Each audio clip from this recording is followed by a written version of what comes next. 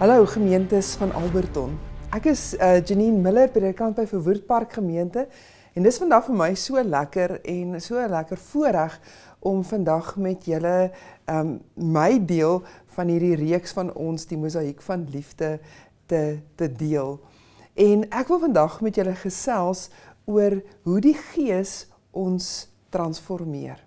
Nou ek is een van daai mense, ek hou daarvan om na transformasies te kyk, jy weet, om te sien hoe goed verander, veral as 'n mens kyk na daai before en after foto's. Dink byvoorbeeld aan 'n meubelstuk, jy weet, 'n ou meubelstuk wat stikkend is en dan wat nuwe lewe kry deur iemand wat dit hervorm, jy weet. En dan wys hulle gewoonlik hierdie before en after foto's. Of miskien is dit oor iemand wat, jy weet, gevoel het hulle het nodig om op 'n gesondheidsplan te gaan en 'n oefenplan te gaan en dan wys hulle ook hulle before en after foto's. Dit is my altyd so inspirerend. Nou, ek dink een van die goed wat ons fascineer van hierdie before en after foto's is nie net die verandering of die transformasie nie, maar ook die potensiaal wat 'n mens sien. Weet, 'n mens sien iets wat stikkend is en dan sien jy die getransformeerde stuk en dan besef jy, maar hierdie stikkende ding het soveel potensiaal gehad en hoe ongelooflik is dit dat dit so kan wees en dat dit vir ons ook die waarheid kan wees. So ek wil nou vandag spesifiek met julle gesels oor transformasie en hoe die Gees ons transformeer en hoe die Gees nie net ons in ons persoonlike lewens transformeer nie, maar ook vir ons in ons gemeentes en ons kerke transformeer. As 'n mens gaan kyk na die disippels, voor die uitstorting van die Heilige Gees voor Pinkster, was hierdie ouens nog verskriklik gefokus op hulle self. Weet, ons lees in Handelinge 1 vers 6, sê hulle, Here, gaan U nou die koningskap aan Israel herstel?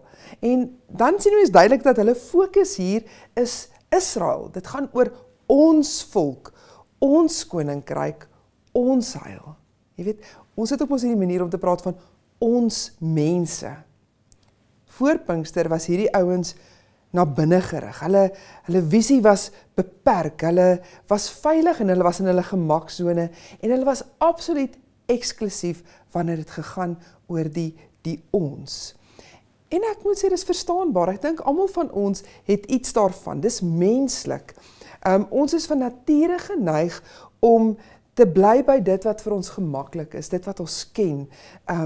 Dit waaroor ons op die ou en vandag beheer het. Maar hier is nou die belangrike ding.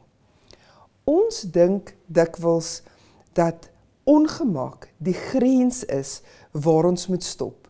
Dat ons nie verby die ongemak stop ons. Ons voel, ek voel nie gemaklik nie. Ek hoor mense sê, dit voel nie vir my lekker hier binne nie, dan gaan ek nie oor daai grens nie. Ons sien dit letterlik as 'n teken om nie verder te gaan nie. Maar die waarheid is, dit is juis anderkant pyn en ongemak waar werklike groei plaasvind. En dit is waaroor ek vandag met julle wil kom gesels. Want Pinkster het alles verander. Ook vir hierdie klomp disippels.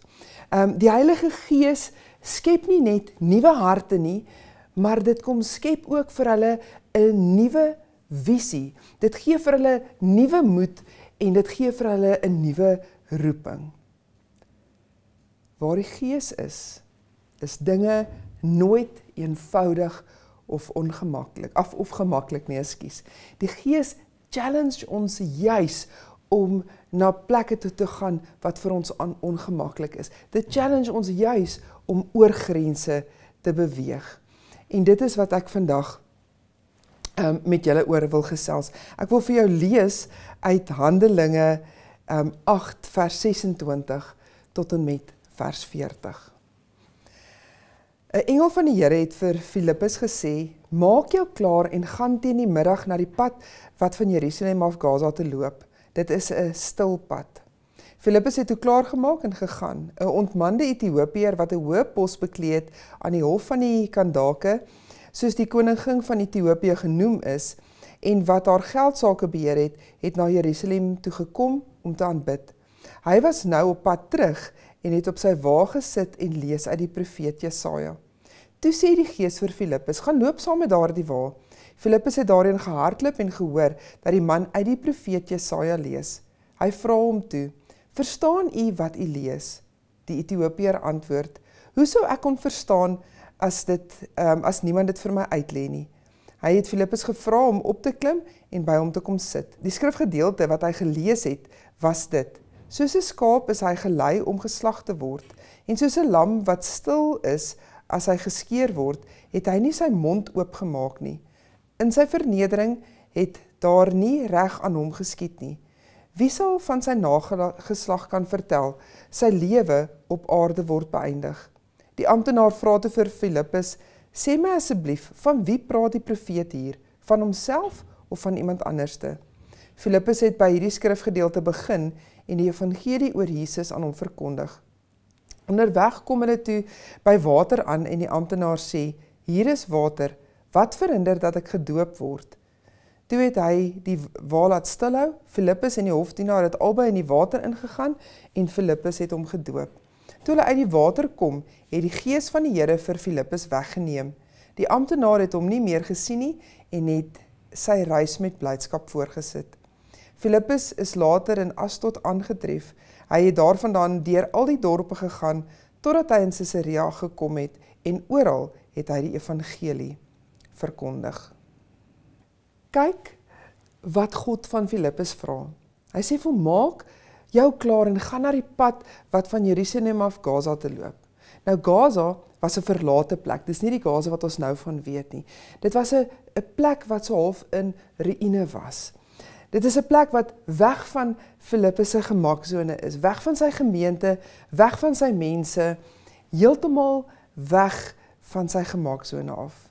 En dit is daar, op daardie ongemaklike, verlate pad, waar God iets ongelooflik gaan doen.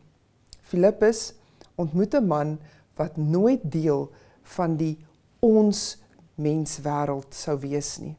'n Ethiopiese hofdienaar, 'n Enoch, met ander woorde 'n man wat ontman is. Nou volgens die wet was hy heeltemal uitgesluit uit die tempelrituele. Hy was net te verskillend, te gecompliseerd. Maar kyk, God se grootste werk gebeur nie binne in ons gemaklike ruimtes nie. Dit gebeur wanneer ons bereid is om deur die ongemak te druk. Dieselfde geld vir ons as kerk vandag, veral hier in Suid-Afrika.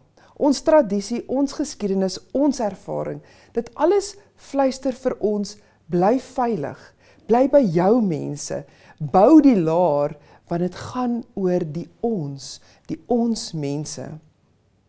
Maar God roep ons na 'n ander plek. En dit gebeur altyd. God roep ons altyd uit ons gemaksone uit. Hy roep ons anderkant die ongemak van rasseverskille, anderkant die pyn van ons geskiedenis, anderkant die vrees van die onbekende, dit wat anders is. Die werklike toekoms van die kerk lê nie, en hoor dit mooi, dit lê nie in gemaksones nie. Dit lê nie in veiligheid nie. Dit lê juis anderkant die pyn en die ongemak, en dit is waardeur ons moet druk. Ons kan nie by ons werklike roeping uitkom as ons nie deur hierdie ongemak en hierdie pyn eers druk nie. Wanneer Filippus by die hofdienaar kom, vra hy nie eers wie hy is, of waar hy vandaan kom, of wat hy glo, of wat is sy kerkgeskiedenis nie. Hy vra eenvoudig, verstaan jy wat jy lees? En die man antwoord met die vraag wat elke uitgeslote persoon ken, hoe kan ek as niemand my leer nie?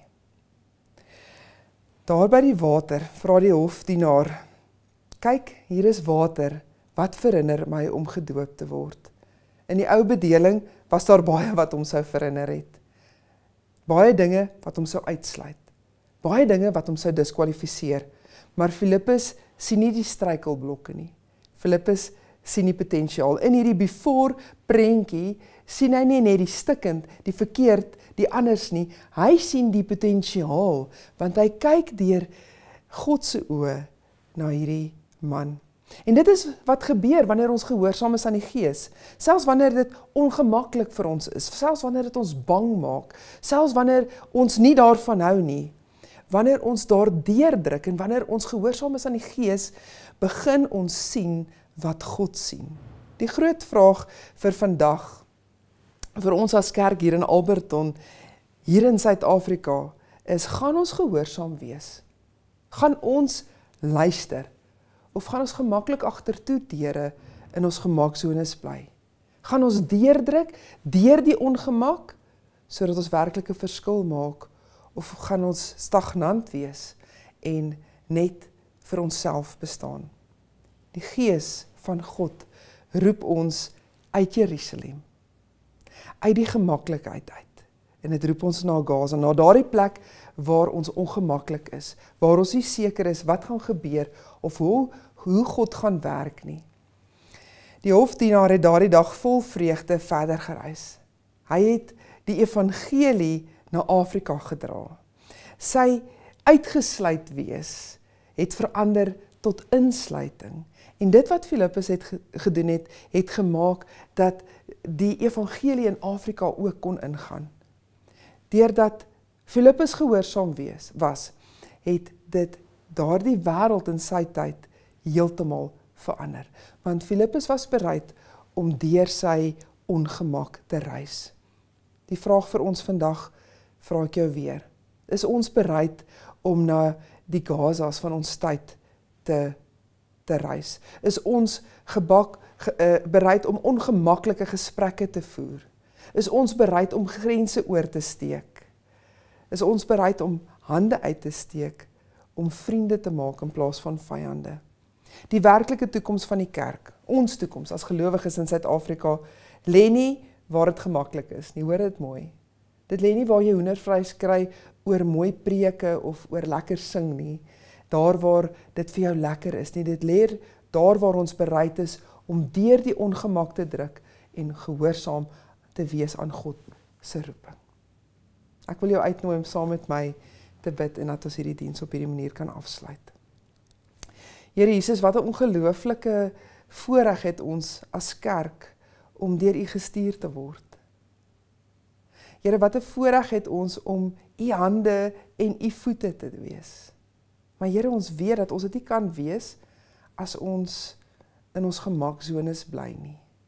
Om U hande en voete te wees, moet ons bereid wees om te loop en te gaan waarheen U gegaan het. Moet ons bereid wees om te gaan vat soos wat U hande gevat het. Moet ons bereid wees dat ons harte sal klop soos wat U hart geklop het. Selfs vir mense wat anders is as ons. Selfs vir mense wat vreemd is vir ons. Here, en selfs vir mense wat ons nie van hou nie. Ek wil vir U vra dat U vir ons as die kerk hier in Alberton sal seën, sodat ons werklik die moed sal hê om hierdie gemaksones oor te steek, sodat ons roeping sal uitleef en dat ons 'n verskil hier in Alberton sal maak. Ons vra dit in die wonderlike naam van ons Here Jesus Christus alleen. Amen.